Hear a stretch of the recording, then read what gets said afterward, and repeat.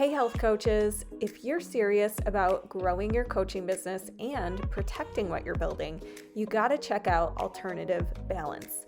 They support health and wellness professionals with comprehensive liability insurance and valuable member benefits designed to help you run and grow your business with confidence. Alternative Balance's simple online application lets you get covered in under 5 minutes. And here's something exciting: as an exclusive member perk, I will be hosting a live webinar for Alternative Balance members on April 2nd, sharing the 4 steps to booking more clients using Instagram. So if you've been wanting to attract more clients through Instagram in a simple, strategic way, this is for you, and bonus, you get that coverage for your insurance. Be sure to check them out at alternativebalance.com, and when you join, let them know that you heard about Alternative Balance right here on Health Coach Nation. Can't wait to see you inside.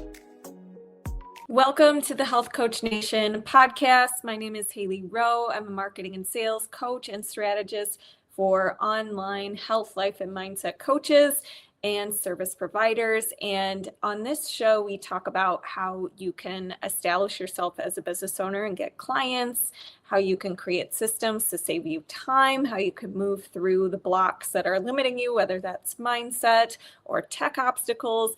And today's guest is Marcy Rossi. She has your back when it comes to creating workflows and systems and getting things streamlined in your business.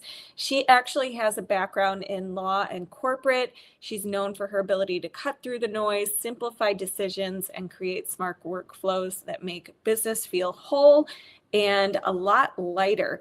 She is the creator of The Shortcut, which is a 12-week done-for-you setup and coaching program that helps coaches go from overwhelmed to unstuck and confident and fully up and running.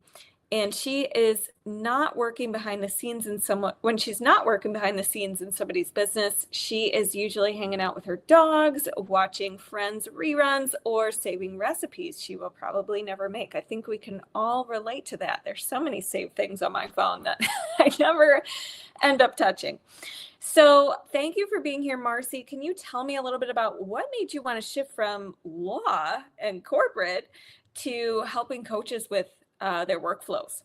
Yeah, absolutely. So I will say it was completely unintentional. And I find that sometimes that's the best way to figure out what we really want is to understand what we don't want. So like you mentioned, I've done a lot of things. I was working in family law, specifically domestic violence law. I worked for a Big Four accounting firm. I was a supervisor at public libraries. And a lot of these positions used my skill sets, but something always felt like it was missing. And oddly enough, it was when I quit drinking that I discovered coaching was even a practice. I didn't really know coaching existed outside of kind of the athletic world. And so I actually decided to start my own business, and I was helping women change their relationship with alcohol. And when I was doing this felt like it finally clicked. Like I meant to be an entrepreneur. This was that missing piece. The skill sets in a lot of those positions were the same, but it was the freedom to do whatever it is that I wanted to do, to make my own decisions, to set things up my way. You might get that I'm a little bit of a control freak.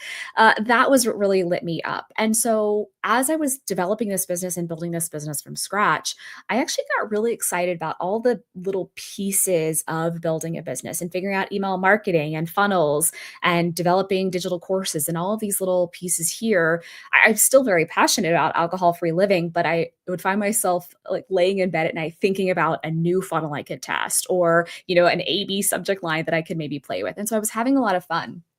And it wasn't until I actually signed my first client that I started shifting into this, for a lack of a better term, obsession with systems and processes, and just really, having a clear plan and a clear, respectable customer journey. Because when I made that first sale, I had no idea. So I would be having a conversation with a woman. This was like a 4-figure sale. Like it was a good chunk of money. And then I had given her a deadline for an expiring bonus. And so I checked back in, and she was like, "Oh, I actually purchased from you 2 days ago."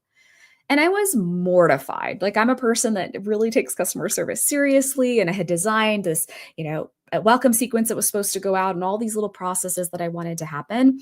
And instead, I'm here asking her for money after she had already paid me. So that's when I started to get really like I said, obsessed with making sure that these processes and I'm using all these really boring words, but at the end of the day, what I'm designing is the customer journey. I wanted my customer journey to feel and represent exactly what it is that I wanted. I'm not a person that, asks for the sale after I already made it. I'm not a person that kind of puts my foot in my mouth. And so that is where I really decided that I wanted to kind of dive into designing the most optimized, process that I possibly could, the business that I possibly could, so that it reflected exactly what it is that I wanted it to. Yeah, definitely. And I think a lot of us have that moment where, we're new to the online business part, and there's so many different systems you don't even realize that you could be benefiting from. And then there's the glitches, and we can never fully expect everything to go perfectly. So when somebody is starting out, what kind of, you say one of your quotes is success isn't a mystery, it's a workflow. So tell me a little bit about how do you define a workflow, and what are some, things that beginner coaches should be thinking about as far as having them? Yeah, I know a lot of these terms are confusing and sound repetitive and very unsexy terms like workflow and processes and systems. If I were going to boil it down and make it a little easier, I would say essentially at the heart of most of them, it's a checklist. It's having a repeatable process that you can do over and over again to kind of help catch some of those mistakes. Because, like you said, tech issues are going to fail. They've happened to me. I found out the other day that an old freebie that I had was no longer delivering, and I didn't know until someone had reached out saying that that email never went through. So tech glitches are going to happen, but what we can do is we can set ourselves up in the best possible way to prevent them from happening, to make sure that we've thought through them and that we have a plan when they do, right? Kind of that being prepared, making sure we've done everything that we can in our power, recognizing that not everything is within our control. So ultimately, when I'm thinking about, how do I people are successful, it is doing the same thing over and over again. And I'm sure you'll agree when you're talking about attracting clients, you're not going to fill your roster from the first 5 people you pitch. Like you're not going to get 100% success rate when you're talking about it. It is doing the thing over and over and over, right? It is building the reps. And sometimes you get stronger and your reps get a little bit better. You work on that messaging, and what you're actually saying to people lands a little bit better. And so maybe that rate goes up, but it is still at the end of the day something that we are doing over and over and over again. And when we have a checklist for that or some kind of process or procedure, we can make sure that we're fine tuning it, that we're making it a little bit better each time. And so that our success rate kind of goes up. So that's really what I'm saying at the end of the day is making sure that we have a process, looking at that process, and then tweaking it over time so that it is as strong and as smooth and as effective as we can, possibly make it be. For sure. Yes. And it's one thing to, I noticed that in my business, there were things that I kept missing because I didn't set up a system for it, or I didn't have support with it. And so I realized if I want this to consistently happen, I can't just rely on, the days I have time for it, I'll do that. It had to become what you said, a checklist, a system, something that I could repeatedly do and or outsource. So what are some of the things that you think coaches need to have as a checklist or automation or something like that? Great question. I mean, you can go crazy and make it for every single thing you do, but I think that's just a waste of your time. And it's usually if that's where you start to dive in, it turns into a little bit of hiding, right? What are we not doing? How are we not having sales conversations when we're making a checklist for how to post an Instagram post, for example? So if it is something that is very simple, you do it every day, there's really no thought behind it, I think that's something that you can kind of push off to the end. The ones I like to start with are those really big, important pieces that we maybe don't do every single day. And so it's more likely that we're going to forget pieces. And if we think about it, we're also having to remember those steps, like thinking, I'll remember it later. That's just using up brain space. So when we take the time to actually document what it is that we're doing, we don't have to worry about trying to remember it next time. Next time we know it's going to go well. And again, we can kind of implement as we go along. So an example of this is, let's say you're going to do a webinar or a live training. There are a lot of pieces that go into that. It sounds a lot simpler, but you need to have it scheduled in your Zoom. You need to have a registration page for that. You need to have a thank you confirmation page. You need to have an email that goes out to confirm that they've registered 24 hours before. Like, you see what I'm saying? Like, it keeps going with all the little details there. And so that we don't miss that step of, I forgot to send that reminder email or that replay email. That is something that is perfect for a checklist. It's not something that we necessarily do every single day. So it's unlikely to be second nature. But it's also not something so complicated that we would have really, an overwhelming time trying to do it. Just making sure that you note down what it is that you're doing can help you repeat it the next time. And there's simple ways you can do that. You can actually record yourself going through the process so that it doesn't have to be some crazy formalized document. Just making sure that we're making note of the task to make it that much easier either for ourselves or to outsource it at a future time, as you kind of mentioned before. Yes, definitely. What are some of the tools that you like to use to create these systems? There's a bunch of different things. Honestly, I usually will start kind of the quick and dirty way with just a Google Doc where I am taking screenshots of what it is that I'm doing. If you want to get really fancy, there are software tools out there that again will record your computer as you're doing things and turn those into an SOP. I've made a custom GPT where I can say, okay, these are the tools I'm using. Help me write kind of basically describe my process. Help me write an SOP, and then I can edit it because it is a million times easier to edit something than it is to write it from scratch. But you don't have to get complicated here. Whatever it is that you're going to use will work. If you're a pen and paper girl, then just write out the major steps that way. I like to have a Google Doc because it's always there for me. I like screenshots if it's something that I'm going to outsource to someone else, so I can make sure that it's very clear what is where and I don't have to find myself repeating myself or over explaining. But I don't know that this is an area where it's necessary to invest in a lot of tools. Like the scrappy thing can really work for you. It's more the matter of actually just sitting down and doing the thing. Yeah, for sure. And I think a lot of people get overwhelmed before they even start, or then they start and then they think, oh, I need a fancy tool, and they get sidetracked. So, how do you manage that overwhelm that comes with setting up different systems, figuring out what your process is, that kind of thing?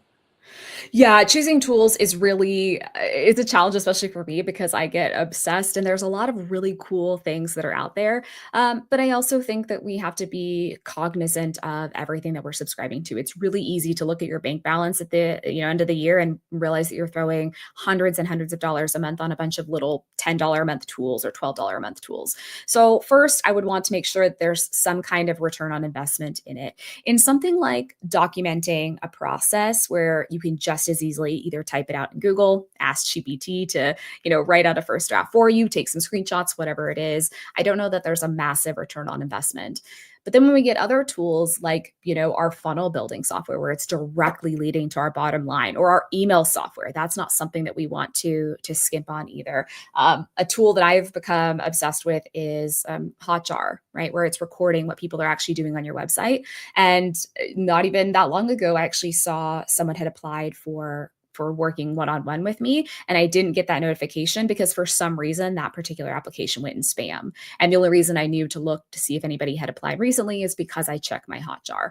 So when we're looking at kind of all the tools of these shiny object syndrome, and maybe this is the thing that finally makes everything click, I would first look at whether there is an ROI on that particular investment, meaning return on investment. Is it going to directly impact our bottom line? And I think, secondly, it's easy to kind of pick things in a silo. But for my clients, we have to take that step back. I have to understand what it is we're trying to build here, right? If all you want is one on one coaching, you just want to do one on one coaching, you don't want to sell digital courses, you don't want to do group programs, etc., you don't need something super fancy, maybe like a Go High Level or a Kajabi, right? These may be fun and people might be telling you that this is the perfect tool for you, but really understanding what your goals are. And then we can kind of narrow it down to make it a lot easier. I think part of it also is just understanding what's out there, even having conversations with other people in your space to say, hey, what are you using? What are you loving right now? Is a great way to discover what's there. But recognizing that there is no perfect tool, no perfect workflow, no perfect thing. It's just something that's going to meet you at your goals is really the most important thing there. But yeah, that's that big piece is what do I ultimately want to build here? And then am I choosing the pieces that are actually going to support that goal? Right. Yes. And one of the things in the inner circle that my clients oftentimes talk about are their tools and what's working for them and what's helping them. And so I do agree with you that it's nice to have a community where you can Yeah. kind of bounce ideas off of, see what's working for other people. And I think the other thing is, you know, one thing I kind of want to ask you about, just because I think some people listening will relate, you pivoted from doing, alcohol coaching, helping people Mhm. free themselves from alcohol, to doing what you do now with systems and automations. And sometimes the people listening here will want to do that too. Like they'll want to Sure. pivot their message or their brand. And I'm curious, like, what were some of the, like, did you announce it or did you just kind of reinvent yourself? What kind of systems came into play when you were going through that transition? Such a good question. So I want to first, well, I have a couple a couple of places I want to talk on there. So first, a lot of my clients come to me and they have a very clear picture of what it is that they want to build.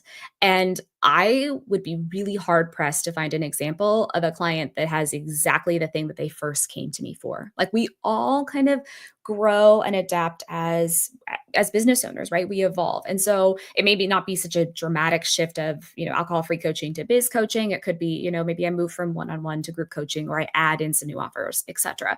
But allowing ourselves that pivot. It doesn't mean that we started off in the wrong direction. And it also doesn't mean that we have to get it perfectly right from the start because it will evolve. So giving ourselves some permission to grow there, I think is really key.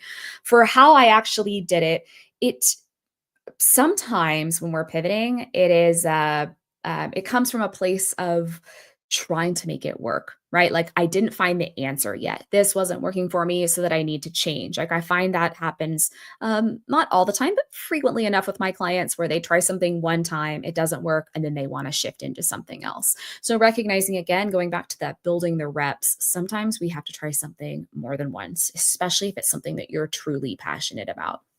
So for me, I gave the time into alcohol-free coaching. It was working, not at a speed that I was happy with, and not at the speed, honestly, that my business is growing now. But when I knew that it wasn't the right shift was, again, I'm falling asleep at night, not thinking about how much better my life is without alcohol. Like I feel that, but that's not what I'm thinking about. What I'm thinking about is, what if I added an upsell to my next offer to see if this is going to be there? Or what if I played with, having an evergreen funnel so that when someone joins my email list, they're automatically getting emails for certain months instead of having to like every day try to figure out what I'm going to say. So for me, the thing I was excited about, the thing that kept me from sleeping, the thing that I wanted to dive in first was building the business. The second piece was people kept asking to hire me for business, right? I had friends and colleagues coming to me saying, hey, can I book time with you to talk about this? They weren't asking to book time with me to speak about alcohol. So part of it is listening to the market. If people are telling you this is what they want from you, they're recognizing a skill set, even if you don't recognize it in yourself.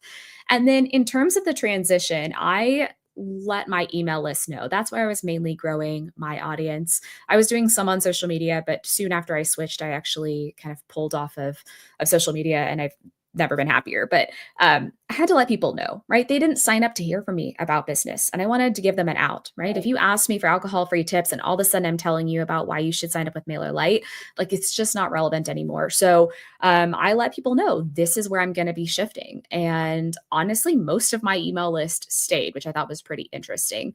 Over time, you just see attrition. People will evolve and they've moved on from you. But I didn't see like this massive drop off, but I also knew that these weren't the hottest leads. They didn't come in for business. Maybe they like my stories, maybe they like my emails, but I wasn't necessarily a good fit.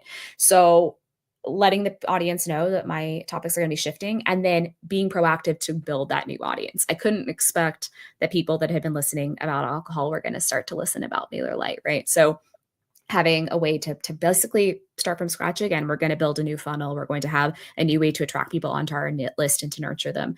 So it was a longer process. Like there was a transition period, but I also didn't overthink it. Like again, people were already asking for this. It was simply a matter of building the offers for what people were already wanting from me and what I was already honestly obsessed with. So I think it's perfectly okay to change.